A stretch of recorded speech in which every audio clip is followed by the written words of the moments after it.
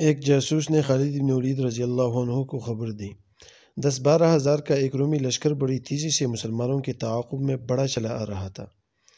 اس اطلاع پر خالد بن ولید نے اپنے خاص سرداروں کو بلا کر ان سے مشورہ کیا۔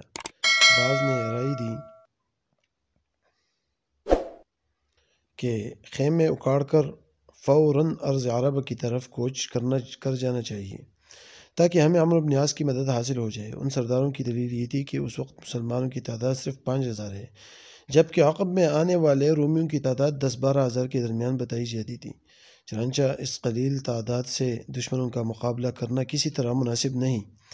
دوسری رائے اس کے بالکل برعکس تھی۔ رائے دینے والے یہ سوار تجربہ کار نہ تھے، لیکن ان کے رگوں میں جوانی کا خون گردش کر رہا تھا اور ان کے سینے جہاد کے جوش سے پٹے جاتے تھے۔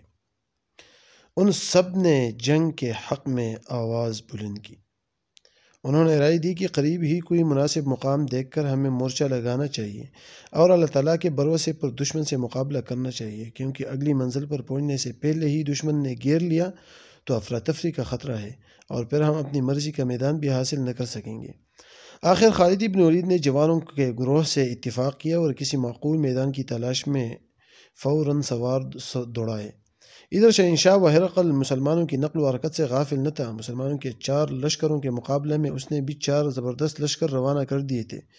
پھر جب اسے یہ خبر ملی کہ مدینہ سے ایک تازہ دم فوج کومک کے طور پر بھیجی گئی ہے جس کا رخ ارض عربہ کی طرف ہے،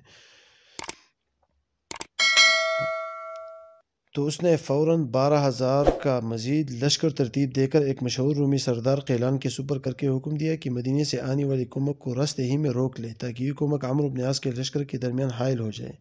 لیکن خالد بن ولید آگے نکل چکے تھے، اس لیے وہ تعاقب کرتا ہوا خالد بن ولید کے پاس پہنچ گیا۔ خالد بن ولید اجنادین کے میدان میں اپنے مورچے لگا چکے اور رومیوں کا انتظار کر رہے تھے۔